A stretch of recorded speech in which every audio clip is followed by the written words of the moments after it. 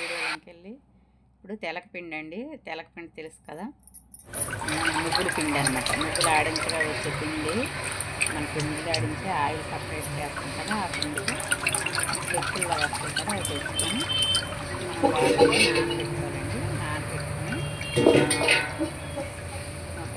నేనైతే పగలు మార్నింగ్ వేస్తే ఈవినింగ్ టైం వరకు అలా నానబెట్టి వాటర్లో వదిలేస్తాను. వాటర్లో పేస్ట్ లాగా పెడతాను. వాటర్ వేసి మిక్సీ లేకుండా గాలించాలన్నమాట. అంటే ఇలాగా పడుకుంటే ఇలాగా పైదంతా మనం ఇంకొక ఇదిగో జల్లుడు ఉంది కదా నాకు, అది స్కూల్లో జల్లించాను. మనము వడగట్టుకుంటే మనకి నెమ్మదిగా ఇలా గాలిస్తే కింద భాగం ఇసుక అనేది కడుక్కుంటూ పడుతుందండి.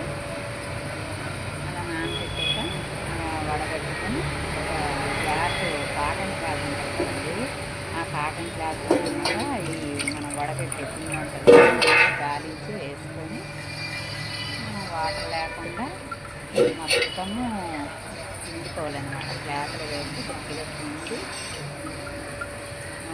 మొత్తం అలా ఇచ్చేసుకోవాలన్నమాట.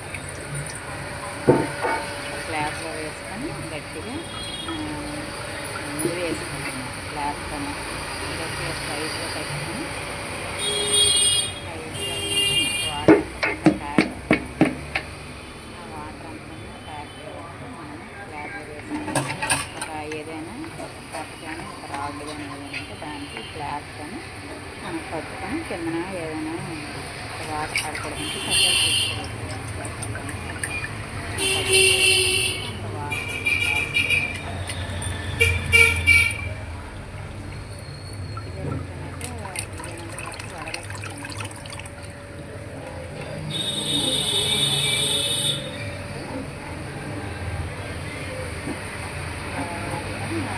అదే రాడ్ కట్టాలని చెప్పాను కదా, ఆ రాడ్ పెట్టాక వాటర్ అంతా అలా జాగ్రత్తగా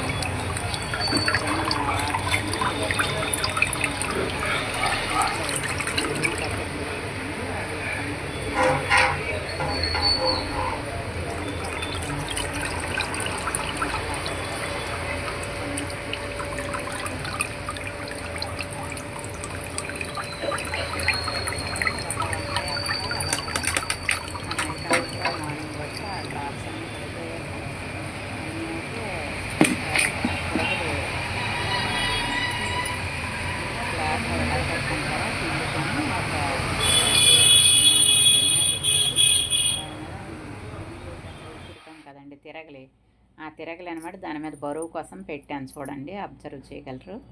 అర్థమవుతుంది అనుకుంటున్నాను.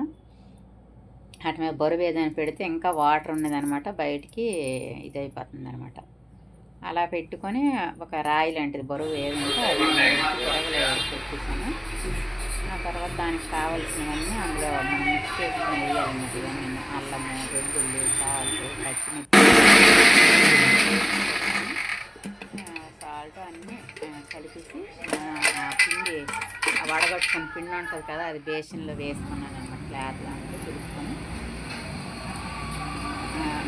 వండే తర్వాత అప్పుడు ఇవన్నీ పేస్ట్ పెట్టేసి ఇదిగోండి ఇలా వడగట్టుకొని అందులో వేసుకున్నాం కదా బేసిన్లో, ఇవన్నీ మనం అందులో వేసుకొని కలుపుకోవాలన్నమాట. అల్లం పేస్ట్, వెల్లుల్లి పేస్ట్ కొంచెం పచ్చ వరకు బాగుంటాయండి. గడ్డొస్తే నేను మిక్సీ పట్టానమాట. కావాలంటే మీరు సాల్ట్ వేసుకోవచ్చు. పచ్చిమిర్చి కూడా చిన్న పచ్చ ఉంటే మనకి మనం తినేటప్పుడు కూడా తగ్గుతుందండి. అది అన్నీ మనం వాటికి కావాల్సినంత వేసుకోవడం అన్నమాట. అలా వేసుకొని తర్వాత లెమన్ ఉంటుంది కదండి, నిమ్మకాయలు కూడా రసం పిండుకొని గింజలు లేకుండా వడగట్టుకొని వేసుకోవాలి. గింజలు లేకుండా అల్లము, వెల్లుల్లి అవన్నీ పక్కన ఎక్కువ కదా, నేను ఎక్కువ వేస్తాను కాబట్టి ఎక్కువ కలుపుతాను. లేదంటే తక్కువ ఉంటుంది అన్నీ కలిపి కొంచెం వేసుకొని అన్నీ ఒక మిక్సీ అయితే వేసుకుంటే చేస్తాం కాబట్టి అల్లం సపరేట్. ఇప్పుడు ధనియాలు, తర్వాత జీరా, కొంచెం రైస్ అన్నమాట. కొంచెం ఫ్రై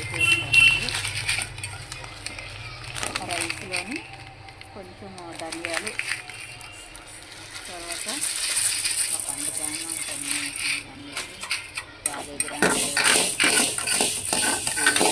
అది వేసుకొని చక్కగా మనము ఫ్రై చేయాలండి. బాగా వేయించుకొని మిక్సీ పట్టుకోండి, పొడిలో వేసుకోవాలి. అందులో మనము వడియాలు పెరుగన్నం తినేటప్పుడు జరగలుగా చేతులకి గట్టిగా అయిపోకుండా ఉండడం కోసం అండి. గులకంలో వస్తాయి పొడి వేయడం వల్ల మనం చేతుల నుండి మనం అన్నం వండుకొని పెరుగు కోసం బాగా వేయించి మిక్సీ పట్టేయాలి. మిక్సీ పట్టి ఆ తెలపిండిలో కలిపేయండి. నిమ్మకాయలు అవన్నీ మనం సరిపడని వేసుకొని ఎవరైనా పులుపు ఎక్కువ కావాలంటే మనం చేసుకొని తక్కువ చేస్తే తక్కువ వేసుకోవాలన్నమాట. అది తీసుకోవాలంటే కొంచెం టేస్ట్ చూసిన తర్వాత సాల్ట్ చాలకపోతే కారం, ఎండు కారం కూడా వేసుకోవచ్చు. నేను పచ్చిమిర్చి పేస్ట్ వేసాను, కారం కూడా వేసానండి. పచ్చిమిర్చి అక్కడక్కడ తగులుతుందని అలా వేసాను అనమాట. ఇదిగోండి ధనియాల పొడిని అది జీరా వేసాను కదా, రైస్ అన్నీ కలిపి అలా కొంచెం పచ్చిగా నేను మరి పౌడర్లా కాకుండా కొంచెం గడగడగా ఉంటుంది అలా వేసేసాను. అలా వేసి మొత్తం అన్నీ మిక్స్ చేయాలండి. అన్నీ మిక్స్ చేసిన తర్వాత కూడా ఒక వండే అంతన్నా మనం అలా వదిలేయాలండి. వడియాలు పెట్టకూడదు. అంతా బాగా మిక్స్ అయ్యి మంచి స్మెల్ వస్తుందండి. ఆ స్మెల్ అయితే అప్పుడే ఆ వడియాలు టేస్ట్ వేసిన వల్ల జీరాలు అన్నీ పొడి చేసి కలుపుకున్నాక చాలా టేస్ట్ ఉంటుంది. హెల్త్ కూడా చాలా మంచిది అనమాట. ఇది అంటే దిగుడు పొట్టు కదండి, చాలా మంచిది అనమాట. ఇది ఎన్నో రకాలుగా ఇంట్లో పిండితోనే మనము కూరలా చేస్తాం. కొంతమంది వడియాలు పెట్టుకుంటే నేనైతే వడియాలు, పిండి వడియాలు అనమాట. ఏ కర్రీ లేనప్పుడైనా ఉన్నప్పుడైనా ఇవి డైలీ ఉంటే మాత్రం తింటాం అనమాట. అందుకని మీలో ఎంతమందికి ఈ వడియాలంటే చెప్పండి. బాగా మళ్ళీ నెక్స్ట్ వీడియోలో బాగా